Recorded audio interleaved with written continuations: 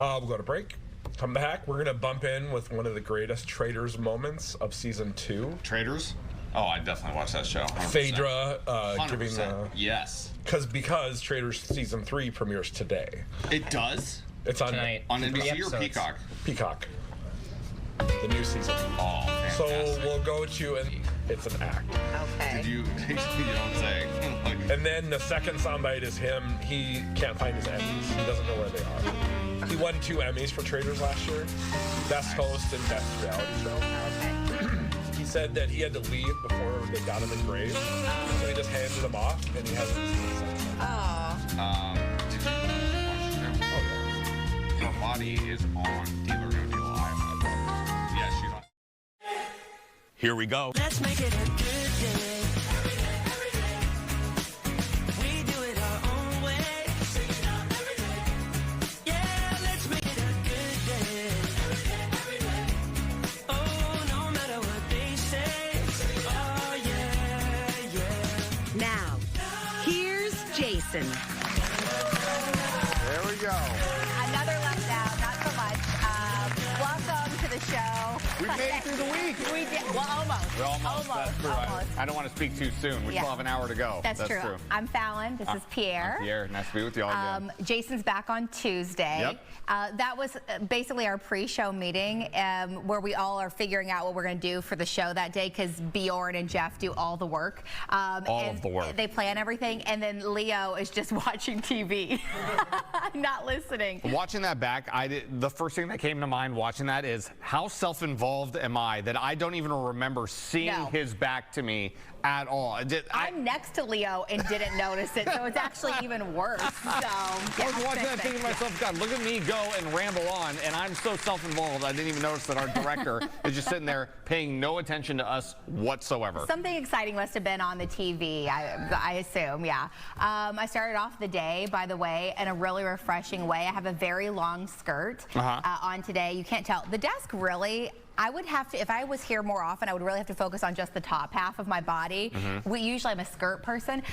Dipped the skirt in the toilet first thing right before coming live here. Oh, an applause for that. Thank you very much. It was pre-toilet usage, to be fair, but I am sitting here with a little bit of a wet skirt today. That's disgusting. I'm sorry. Do you need help? Who do I need to call? No, Do we need somebody to bring in somebody to help dry off the skirt? Nope, she'll dry on her own. Yeah. Do we have a wardrobe change coming in the show? I have nothing else prepared for a moment like this. We do not, evidently. Thankfully, I did not drop anything in the toilet today.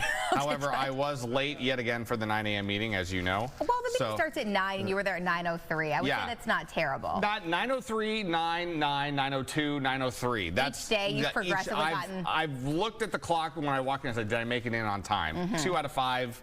Not bad for me. That's not bad. That's not bad. It's not awful. You did it, and now you're back to your regularly planned schedule. Yes, as of next week. Yes, I will probably not be waking up before noon tomorrow, so I am very excited for that. I'm very, very excited for that. That's a sign you don't have kids. I mean, my 5-year-old was up at 5:30 a.m. today. You know Justin Gard as well, a friend of ours as well. He works at a radio station in our building, KFAN. He loves to he loves to start every story about me with. Spoken like a man with no children. Yeah. So that's kind of, now I'm getting that vibe as well. Soon enough, though, I'm sure. Yeah. Soon enough, You'll know. You know what else I'm excited for? What? Oh. Hot dish time.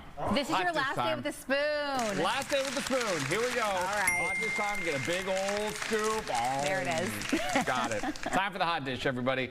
As the fight continues against the devastating wildfires in the Los Angeles area, some famous faces are doing their part to help victims and firefighters. Jamie Lee Curtis, who lives in the Pacific Palisades neighborhood, is donating $1 million toward the relief efforts. Wow. She's starting a fund to support people who lost their home and other belongings.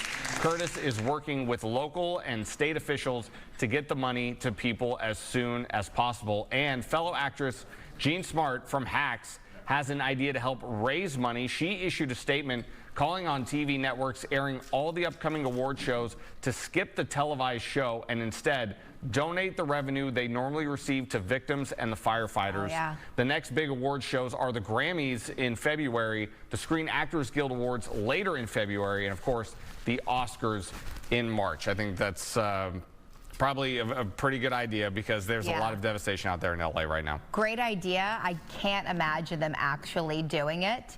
But yeah, I've been watching, obviously, a lot of the coverage on this, and a devastating one that I saw yesterday was a woman, and she's at her parents' home. Yeah. Her parents are, she said, they're in their 90s, and she's like, I know I'm not supposed to be here, but her parents lived in the same home, had the same insurance providers for 75 years, and they just dropped the fire insurance. So now, after paying it for that long, they're like, no, we're not going to do it. And so she's like, it's devastating. What are my 90-year-old parents supposed to do now? And you just, that's just one of many, many stories like that. I've seen people sharing endless GoFundMes and things to help these families. Of course, we see the stories of the actors who are losing their homes. And you might argue, a lot of people don't have as much empathy for them. They're like, oh, they're rich, they'll be fine. That doesn't take away from losing their kids' home they grew up in, their memories. I think that it's just devastating that it's still happening. I'm sure there's some people out there that might be thinking, Jamie Lee Curtis, that's great, $1 million and all, but you know, she probably is worth more. But listen, better than nothing. She didn't have to do anything. And that's the funny thing too. You watching at home, there's all sorts of ways to donate as well. I mean, every little bit helps because these people absolutely need help at this point in time. It's a devastating wildfire that continues to rage out in Southern California. All right, one comedian is speaking out about the wildfires. Pete Lee lost his home in Malibu this week, but still made it to the Tonight Show last night. He talked about the loss and finding some humor in the tragedy. I don't mean to be a bummer. This is a comedy show. I'm a comedian. But my house burned down yesterday.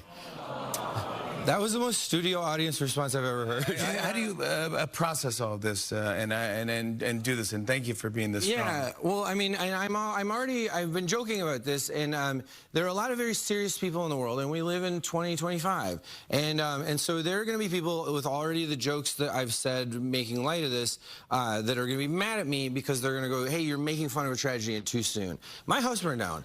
I can tell jokes about this. I hope people don't think this is tasteless, but can I tell the jokes that I wrote? I learned something, Jimmy, that when your house burns down, dry January is over. But so I'm a single guy right now. And last night, there was a girl that, you know, she was flirting with me, and I'm single. And she was like, my place or yours? And I was like, yours? Like... Lee says being able to laugh is helping him cope. And yeah, listen, people cope with grief in different ways. And it hits you at different times and in different ways. I'm not gonna be, that last one was pretty good. That's pretty good. It's not surprising a comedian would take that and turn it into material. That's what you do. I think everybody could use a laugh, certainly in a time like this. There's no doubt about it. All right, more dish now. Hoda says, farewell. How's the song go? It's the Hoda-bration. There it is, right there. Today's show host Hoda Kotb anchored her final show Friday morning. The show's staff and fans surprised her with a big farewell as she walked out to the Plaza One for the last time. The caption on the Today Show Instagram says, cheering on our biggest cheerleader. Hoda shared these words ahead of her final show. I am feeling full overflowing and protected because I'm next to this girl who gave me, by the way, this top bracelet that says, with you. Anyway, and this one that says love. And so that's it. I feel loved and held. That's how I feel today. There you have it. She started co-anchoring the show with Savannah Guthrie just over 6 years ago. Good for her. And also, they do say that I guess she was surprised with Kathy Lee. Okay. They drank a little wine today, which is nice. I mean, that's a good way to go out. I'm hoping that we get a new Saturday Night Live skit out of this. That would. If you haven't seen Kristen Wiig as Kathy Lee Gifford on Saturday Night Live, so good. Oh man, that's one of my favorites. It's a good one. It's really, really good. And congratulations, Hoda, by the way. Oh, she deserves it. Good for her. Congratulations, Hoda, on it. No, we're not going to get the clap for Hoda there. Oh, there we go. Okay, nice. Got it. You don't want to overdo it. We don't want to extend the Hoda-bration too long. Okay. That's very true. Yesterday, on the 4th hour of Today, Hoda was surprised with one of her celebrity crushes, singer Blake Shelton, and it seems Hoda, may have missed out on possibly dating the country star. Watch this. Run into her in Nashville one time. Off camera, had nothing to do with television or anything. and I thought it was going to be our moment, and she completely ran away from me. I mean, she ran away from me, like totally afraid of me. Wait, what? Yes. Remember at the #1 party, I was like, Hoda, you're here. You're like, I gotta go, and you ran. Would you have shot your shot or whatever it's called? Would you have leaned in and given her a little? I mean, this was before Gwen. Let's just put that out there. Okay, you know what? Let's just slow your roll a little bit, okay? I'm just saying. I saw Hoda in Nashville, and she ran away from me at a party. That's all I'm saying. That's all he's saying. I think you said there was a chance. By the way, Can you believe that? No. The one that was more shocking, did you ever see the interview with Jimmy Fallon and Nicole Kidman? Yes, I have. That is the best one ever, where it was after Tom Cruise. She's like, she kind of had a crush on Jimmy Fallon. Yeah. She gets her friend and their friend to set it up. And she goes over and she said Jimmy Fallon just played video games and ignored her. And he's like, on the show, he's like, oh my God, you were into me? Like, he's just freaking out that he had a chance with Nicole Kidman. And she was like, yeah, but you were so stupid. You didn't even know I was trying to, like, date you. The pure devastation that took over Jimmy Fallon's face at that moment, because I remember very well. Because I remember thinking to myself, if that ever happened to me, like where a celebrity crush came in and said, hey, you know, I was in you. I'm sorry, what now? I don't know. Who to be from? Well, I mean, the first crush of all time, always Jennifer Love Hewitt will always live, you know, high up there on the pedestal for me. Always. She was up there for a 100%. Majority of people what about your you? age. I liked Harrison Ford, which is a strange one for a young girl. Also, Harrison Ford. I mean, Harrison Ford, yeah, I can see it, though. I was very into Star Wars. I mean, if you went with, like, teen, I was very into kind of a standard Jonathan Taylor Thomas. Okay, yeah, right, sure. And Taylor Hanson. Those are, like, my two. You are a fan of the Hansons. I love Hanson. Yeah, you do love Hanson. By the way, for the record, everybody, when Fallon just said, you know, Jennifer Love Hewitt was big for somebody my age, we're the same age. We're the same age. We're both 24 years old. Remember, like, we're the same age. Yes, but I'm just saying I was not physically. Well, I guess I physically was into Jennifer Love Hewitt because everyone was. She's beautiful, she was beautiful back then. She still is beautiful. I shouldn't even say back in the day. She still is very beautiful. Jennifer, if you're watching the show, please don't call me because I don't want to know if I ever had a shot. That would just be devastating. She's like, deal. Yeah, deal. Yeah, no problem. Lots more to come here on the Jason Show. We'll be right back after this. I don't think I have anything to worry about. Yeah, really. she's. I'll put the phone down. Oh, man, I'm gonna call her. Well, shame. Too late now. Welcome back to the Jason Show, everybody. It's the back and forth movie drama that's been playing out in the press since August. We're talking about the tension between the stars of It Ends With Us, Blake Lively and Justin Baldoni. Just before Christmas, Lively filed a complaint accusing Baldoni and his team of orchestrating a smear campaign against her. The whole story is offering a peek behind the curtain of public relations. And joining us now is crisis communications expert Molly McPherson. Good morning, Molly. Good morning. Good morning. So great to have you. Yeah, thanks for joining us, Molly. We appreciate it. Now, Molly has been on the show with us before, and we covered a few different things. I actually think that this stuff was just starting, but we were speculating, like, why isn't he walking the red carpet with the crew and stuff? But now we have so much more, Molly, that I cannot keep up with it. So maybe you can, like, get us all up to date a little bit. Fallon, good memory. That's when I was in studio with you and we were just talking about that, because I suspected that there was something afoot. The publicity around Blake Lively was so negative, and there were a lot of press drops and in certain magazine tabloid articles, and that usually smells like a subtext PR campaign. And then here we have months later a complaint then turns into a lawsuit all around publicity drops. So it's quite interesting. So I do have my theory on what's going on. Molly, people's opinions, I think, are kind of shifting on Blake Lively. I mean, why is that? Are people weary of her? Like, what's the deal with that?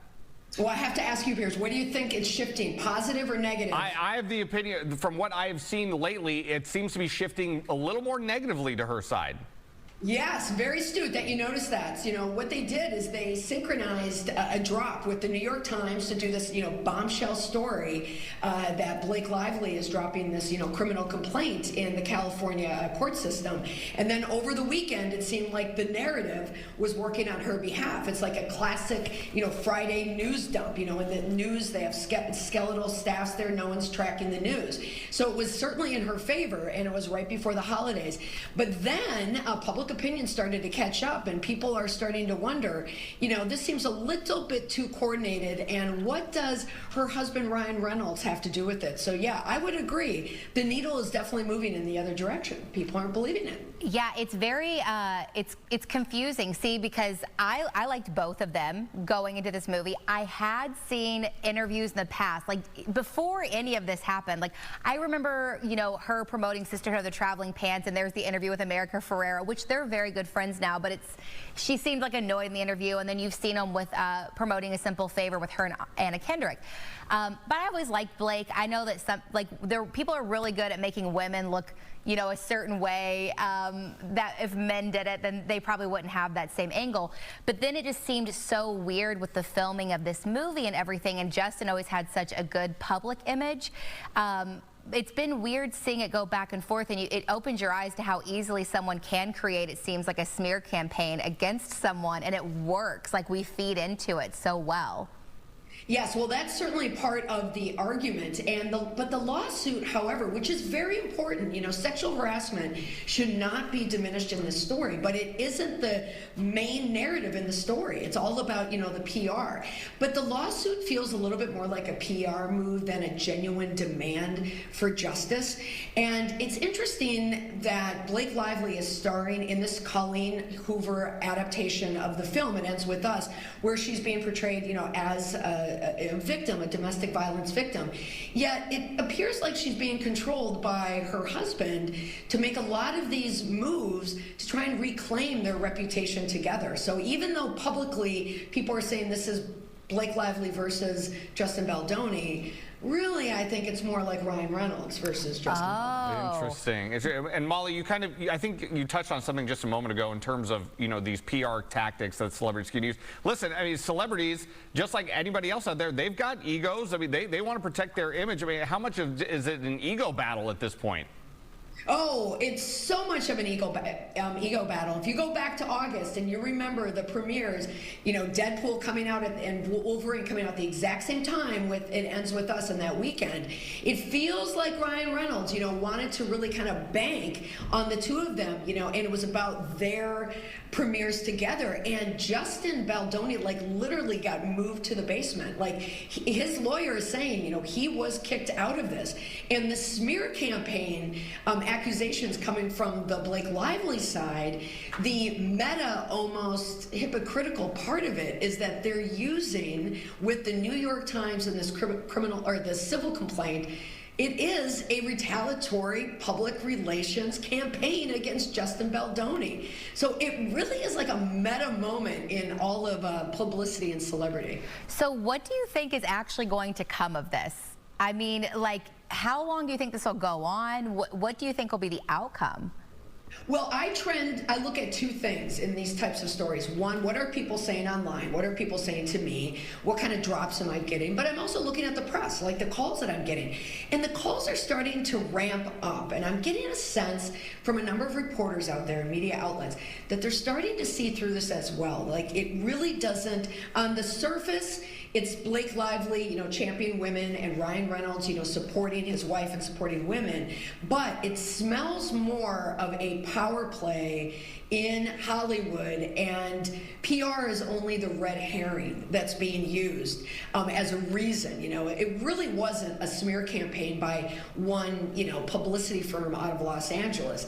It's two, campaigns, but one side is trying to fight for power. So it might boomerang back on them. Yeah. I was gonna say, do you think that this will actually affect either of their careers? I can't say to their careers. I mean, Ryan Reynolds is incredibly popular and incredibly wealthy, incredibly powerful, A-lister. But he's known to be, somewhat of a controlling guy too. You don't get that way without being controlling.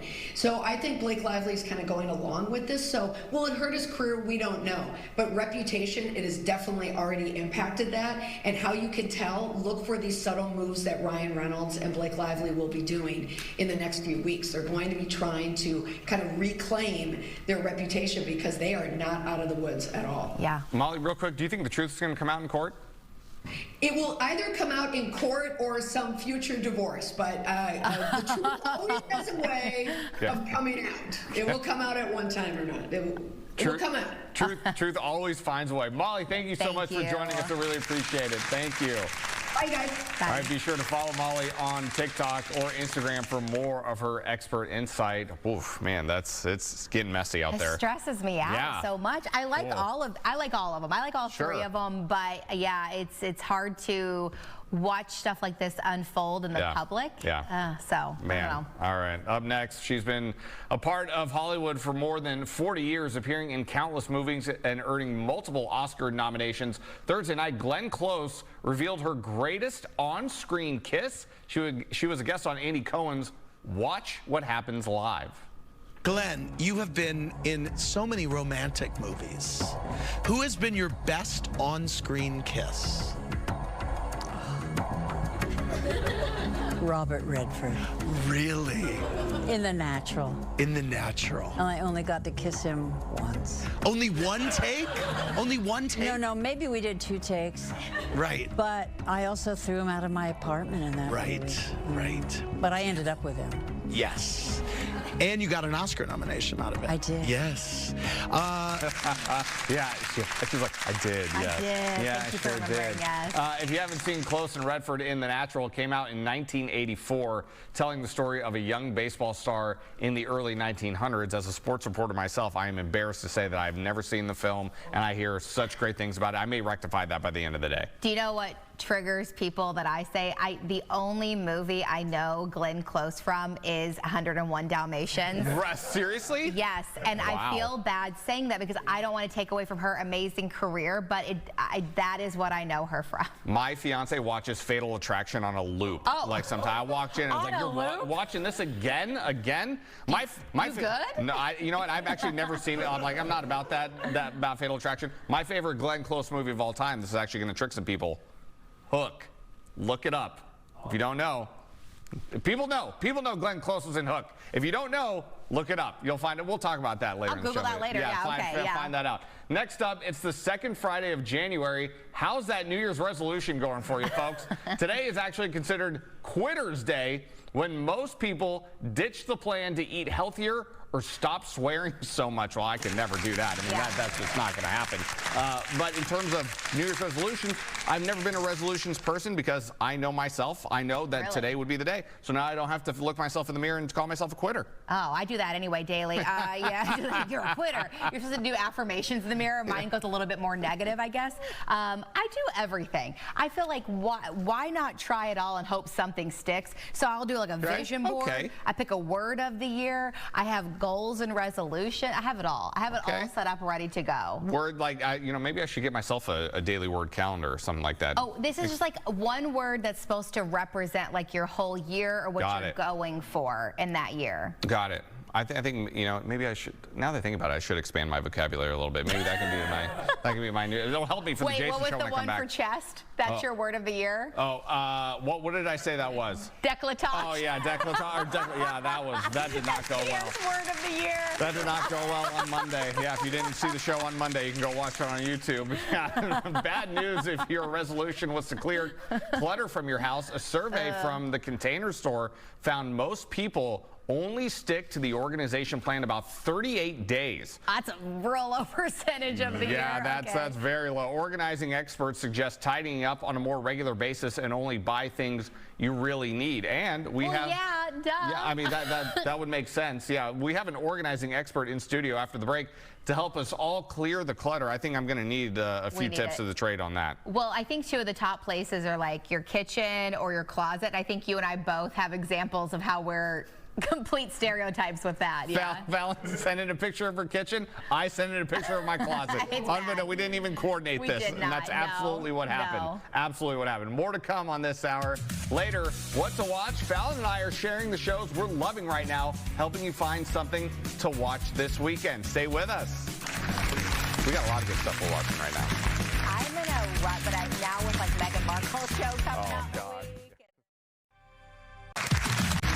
Welcome back to the Jason Show, everybody. The start of the new year is a great time for a reset and to set new goals for yourself. One way to help visualize those goals and intentions is to create a vision board. And joining us with that now is Joor Erin for some organizing tips. Hi. Joor, welcome to the show. Thank you. So nice to meet you guys. Thank you so much. To meet you. Joor, I have done vision boards for years. I've gotten lazier with time. Is it bad if I only pin images on a board on Pinterest? Will that have the same effect or no? I want you to print it out at least. Okay. And we'll get to that. Yeah. Okay. If it's on your computer and your computer's a little cluttered, you want to at least print it out so you can see it. Okay. You have to visually see it to kind of make all that stuff come true. That's kind of my feeling behind it. So what is a vision board and how does it help people? Yeah, so I've been doing vision boards for the last couple years, and what's really cool about it is that a lot of things come true on them. So be careful what you put on your vision board too. Okay. You want to spread it out kind of throughout the whole year. Yes. For example, you want your vision board to be focused on your goals. A lot of people are hoping the Vikings go to the Super Bowl. That doesn't go on your vision board. No. That goes on a Vikings player's vision board. Okay, that's fair. We all want that to happen, but we want it focused on you. I want, to take a trip this year. I want to work out. What goes on your vision board kind of happens. So I did this New Year's Eve. Okay. I put a picture of myself on my vision board from a former TV project that I did. I wanted to do more TV in 2025. Okay.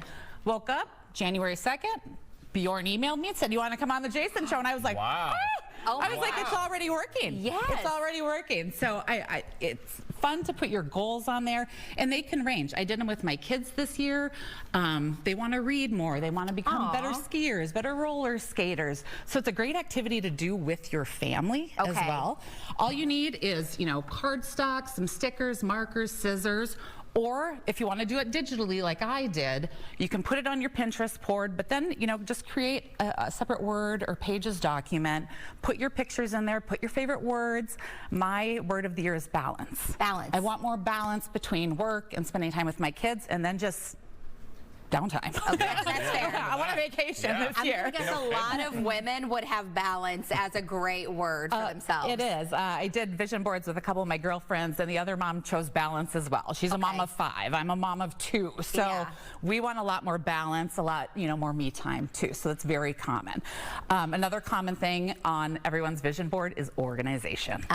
That's one of those top things on everyone's vision board. Well, I also saw so many people putting like overconsumption. They just keep bringing in more and more stuff. They have nowhere to put it. It's piling up, and so that goes into play as well. It is. The best thing to do with that, if one thing comes into your house, 2 things leave. Okay. So that's a quick tip. So even if you're buying a new pair of shoes, let's say you're splurging, it's my birthday, I'm going to buy myself a pair of shoes. 1 pair comes in, 2 go out. Okay. So you want to, that way you'll kind of start decluttering throughout the year. Yeah. But mostly people will ask, where do I start? Do I start my kitchen? Do I start my closet? Those are actually the 2 best places to start. Which I would like you to know, yesterday, Bjorn emailed us and said, can you send a cluttered area of your house? I chose my kitchen, and Pierre chose his closet without even knowing that. Nope, I sure did. You know what? Those are the 2 best places to start. This is my kitchen. So we have like a mud room where you put your coat and shoes, but for some reason, this area where our coffee maker is, Jake and I throw everything. Kids' art, hat, keys, sunglasses, everything, and it's never not like that. A drop spot is very common in people's homes. So you come in, you need a place for your stuff. So one, I would encourage you to look at your mudroom. If you're going to tackle your mudroom first, which goes into the kitchen, look at everything that's in your mudroom. Evaluate hats, shoes, all of that. 3 pairs of shoes max per person in the mudroom. Oh gosh! I got to start there. There's so many. So many. So, rule of thumb, you know, with your closet, and we'll get into that too, your stuff should be in your closet. Okay. So get your children, if you have children in your home, if you have a spouse in your home, get them in the habit of swapping out their shoes. Okay. If you're going to wear your dress shoes to work, maybe you're wearing your winter boots to work, but then switching into your dress shoes, and then you have your tennis shoes maybe for a workout, 3 pairs of shoes max. Okay. You can rotate the rest in and out of your closet. Okay. Gotcha. Are we doing my closet, Bjorn? Are we doing that? Is that coming up? This is, I was not looking forward to this at all whatsoever. But you know, in my defense. Here we go. Here we go. In my defense. That's a massive closet. That's a closet split between 2 people. It's a smaller closet. Like there's not a ton of room there. George is quit organizing. Look at this photo. She's done with this whole career field. Yes. I would like to get in there. Oh, yeah. You're welcome anytime. Honestly, seriously, because I don't know what I'm doing. We might have to do a makeover show on that one. All right. Yeah, that would be good. Yeah, should he start using the keep, toss, donate, sell categories?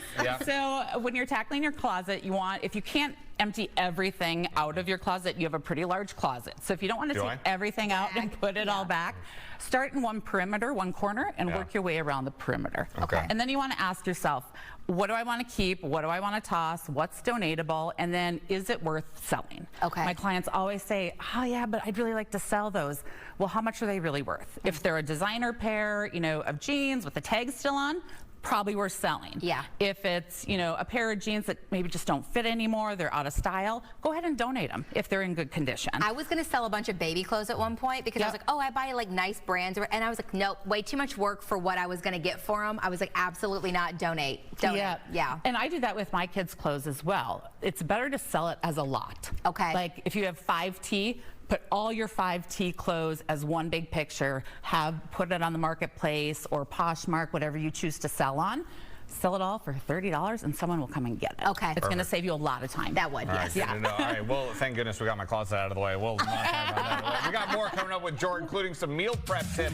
We'll be right back. Yeah, that's burned in my brain now, though. Now I can't unsee it. That wasn't my leopard print dress fight. Welcome back, everybody. More now with lifestyle expert Joor Erin. And Joor, we were talking in the previous segment about how to organize your home, but now we're moving a little more into the kitchen, some of the eating habits. Yes, so a lot of things on the New Year's, resolution, the goal board, the vision is how do I organize my kitchen? But on top of that, my plastic containers, my food, my refrigerator. Everyone's like, it's a disaster. What do I do? Yes. Of course, you want to clean out your refrigerator. You want to clean out your cupboards. Again, start on the perimeter, work your way around. But a really great thing to do at the start of the new year is meal prep. Okay. Oh, it'll be so helpful. I mean, truly. It does. Yeah. It's going to save money. It's going to you need a lot of effort to put into it. I typically do my shopping on Sunday nights. I take my kids with me. What are you going to eat? Yeah. What do you guys want for fruit this week? What do you want for vegetables? I let them pick it out. We buy it, and then they eat it. Okay, that's kind of our rule. If you Good pick plan. it out, you eat it. Yes. So this week we shopped at Aldi locally. Everything that you see here, our meal prep for the week was $46. That's unbelievable. That is it. And if you've never done shopping, online pickup orders, I think that actually saves you a lot of money because it's really thought out if you're not physically going to the store. Well, yeah. How many times are you walking around like, oh, I need socks. I need this. And you're like, no, you did not. I bought like a Christmas tree when I went in for an eyebrow pencil in December. So, don't do that. Right. Yeah. And they say, did you find everything you're looking for? You're like, I didn't want any of this stuff. Yeah. So sometimes the stores tell you what to buy. So try online ordering. So that's a good way to save money too. But things you want to prep, your vegetables, your snacks. I have kids that go to elementary school. So any of their dried fruits, apples, you can pop your own popcorn, send that as a healthy snack. So meal prep, I do it all Sunday night. Okay. I get the family involved, or get your spouses involved, get your fiance involved with it and say, we're going to do it. There's a bunch of different containers out there. Some have different partitions. There's glass. There's, recyclable plastic you can use. This is also going to help you with your portion control, which is you're doing it without even really knowing about it. So for example, if you take this veggie tray to work, you're going to eat that for lunch. Yes. You're like, that's what I'm eating for lunch. I'm not telling you not to go to lunch with your girlfriend, once a week or anything like that. Do that. And then at the end of the week, if you've prepped some lunches, some dinners, breakfasts and snacks, at the end of the week, my kids, I pick them up from school. First thing say, what are we doing for dinner tonight? Yep. I'm like, you know what day? We're eating the fridge. Exactly. And, Okay. that's kind of my eat the fridge concept. So if there's a leftover snack pack, maybe there's some leftover shrimp from dinner, some peppers and popcorn, that's what we're eating for Friday night. Yeah. You don't have to have rice and a protein and a vegetable. You can kind of just eat what's left over in your fridge. You'll eat it up. You won't waste anything. Right. And you know, if your peppers at the end of the week are soggy or something, or they're getting soggy or getting there, you can freeze these. Okay. You can put those in a fajita later. Same with the fresh berries. The berries, you know, they only last really a couple days, but It's before true. they go bad, pop them in your freezer, because then you can turn them into a smoothie. Okay. Okay. Yeah. I've done it with like bananas and stuff too, taking those apart, throwing them in the freezer as they're going bad for the smoothie. Great. So you have great habits in the kitchen. Well, here and there, yeah. Okay, so I'm going to show you my favorite smoothie to do. Perfect. So I take last week's berries, I freeze them. You want to pop them in your blender. Okay. So we're doing a mixture of blackberries, raspberries, blueberries. I put in avocado. We love a healthy fat. Oh, okay. It also makes it creamy, which is lovely. And yes. kids will eat it. Yep. Yeah. They will eat it. No I doubt. promise. That's and like then, the one green thing my daughter doesn't mind is avocado. That's good. Yeah. Guacamole. Aw, cute. And then you just want to add in water. Okay. The berries typically are if they're frozen, frozen. If they're fresh, you want to add a little bit of ice. Okay. Just to have that. Sorry, Joor, what did you pour in there right before the liquid there? That's Oh, sorry, vanilla protein powder. Okay, got it. Okay, got it. So you're going to get a little extra protein in there too. So it's going to be loud just for a second. Oh, there so we we're go. just going to pulse that up. Yeah.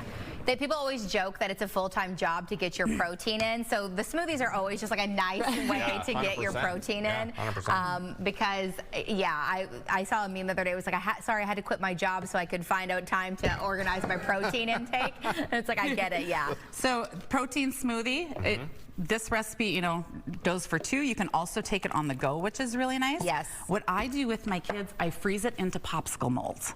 Really? So So smart. some mornings, my kids are eating popsicles that have berries, avocado, protein, and water. Interesting.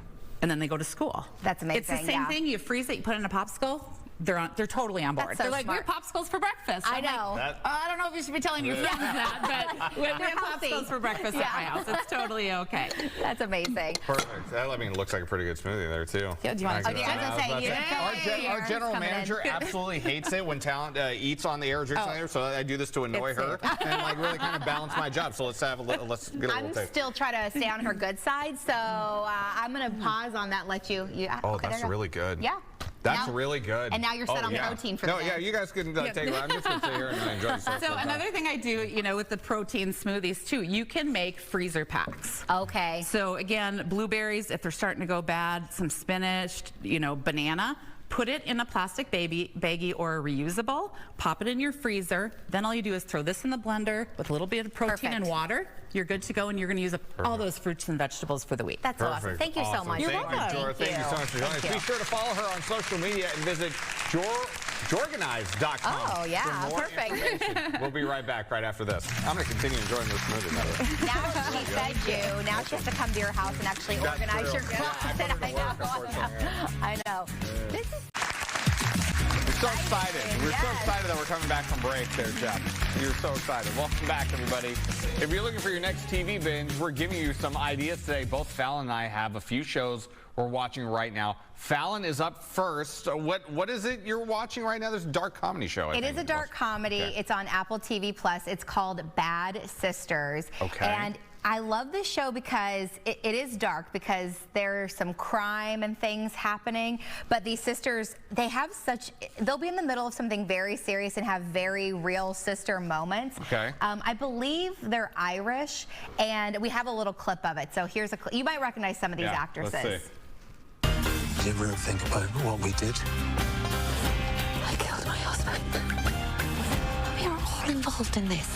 We covered up a murder. The world's better off without you. Even the Pope would say that. Whoa. Okay. And what did you just tell me a moment ago? That one of the actresses is whose daughter? It's Bono's daughter. Bono's the daughter. young Wow. brunette in the show she was also in the Netflix show The Perfect Couple with Nicole Kidman. Okay, I and think a I lot did of people see that. didn't realize she's Bono's daughter, but it's dark, it's funny. The second season is out and completed. It did give vibes of the show is over now at the end of this second season, but it's enough for you to binge it and get some laughs. If you enjoy like a kind of a little bit of a true crime situation, Okay. I think it would. We all do a little bit. With comedy involved.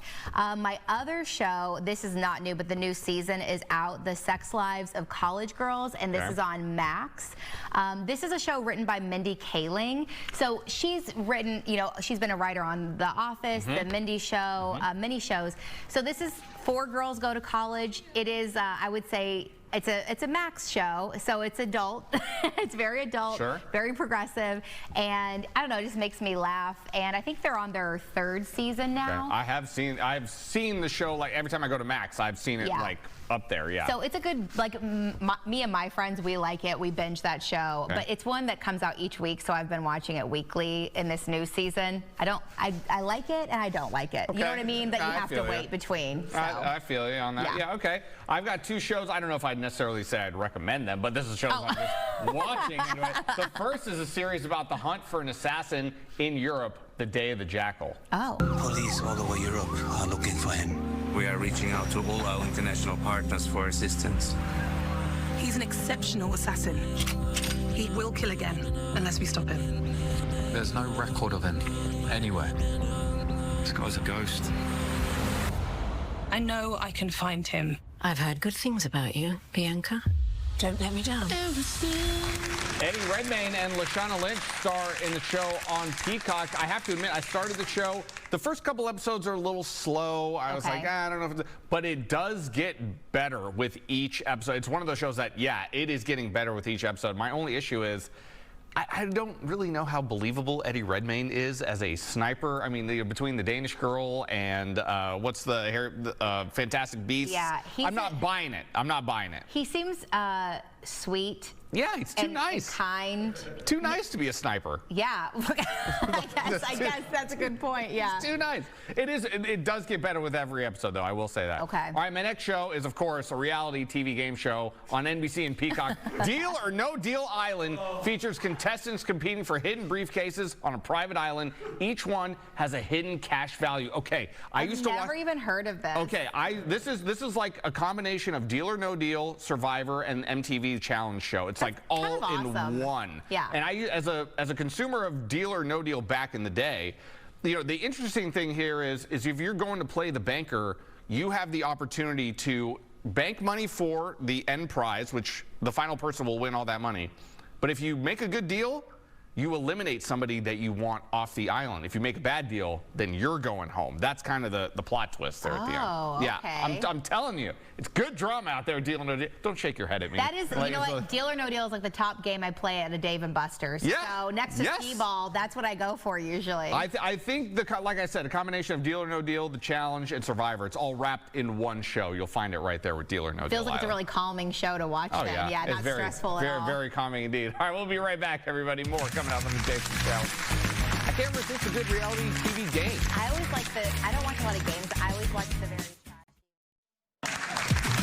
Welcome back, everybody, to the Jason Show. All right, attention couples, there's a new way to say I love you. Forget matching tattoos. How about matching magnets? What? Yeah, a couple shared on social media. They implanted magnets under their skin which connect to each other when their hands are close. They say they can't feel the magnet. So my question is, what is the point then? To go viral? I don't know. I'd like to talk to a medical professional. Is this okay? Because I will tell you what, there was a kid that brought magnets in and ruined all of our computers in computer lab in elementary school. That looks weird. Do you see like the skins touching like that? That looks weird. First of all, I love my husband. I don't need that. We already have a magnetic connection. I know that. Oh, there you have it. We're well played indeed. I was like, look, I know that we want to create a minimal judgment zone here, but I'm judging you. I am judging you right now. We live in a society of judgment. It's okay. I am judging you. That is weird. That's weird. We'll be right back. I was like, God, magnets? Should Jason and I get those moving forward for the show? No. Well, like I said at the beginning of the show, we made it, but now we've really Now we actually have made it, yeah. actually made it here at the end of the week, the Jason Show. And I would just, first and foremost, I want to thank everybody here at the show for having me on this week. It's been such a pleasure doing the show with you. Yeah, you too. It's been so much fun. We've learned that we get along very well with having nothing in common Pretty except much, our yes, age. yes. And that's okay. That is okay. That's what brings the world together. You know, we're just two different people. Yes. Doing a show. You should all go out and get your own TV show. Yeah. Do that. That'll be a fun way to bring people together. Also, I have to also mention all the people commenting on Facebook. I don't know what's happened. Have we turned a new leaf? All the comments have been so kind and generous, and I just want to say thank you. Well, you can give all the credit to Jeff and Bjorn, who single-handedly planned every single thing for this show while Jason's out. We love them. I already do. They make our lives very easy. And Jason's going to be back on Tuesday. Tuesday, yes. I'm excited to see Jason hear about his adventures, a little Carmen Sandiego out and about in the world. Yeah, I can't wait to hear. Also, comedian and Late Show warm-up guy Paul Mercurio joins it on Tuesday. Scott Wolf is here on Thursday. Awesome. And we still have tickets for that show, so go online to Eventbrite, search The Jason Show, and you still can get tickets to be in that live audience. And the Thrifty Traveler is back Friday talking spring break deals. Thanks for joining us, everybody, here on the Jason Show. Have a great weekend. Thank you. Scott Wolf is coming next week. I know. You're going to show up now, aren't you? I think I will be here, yeah. Come back in. He won't have Jennifer Love Hewitt. Sorry. Yeah, it's not going to be good for you. Yeah. But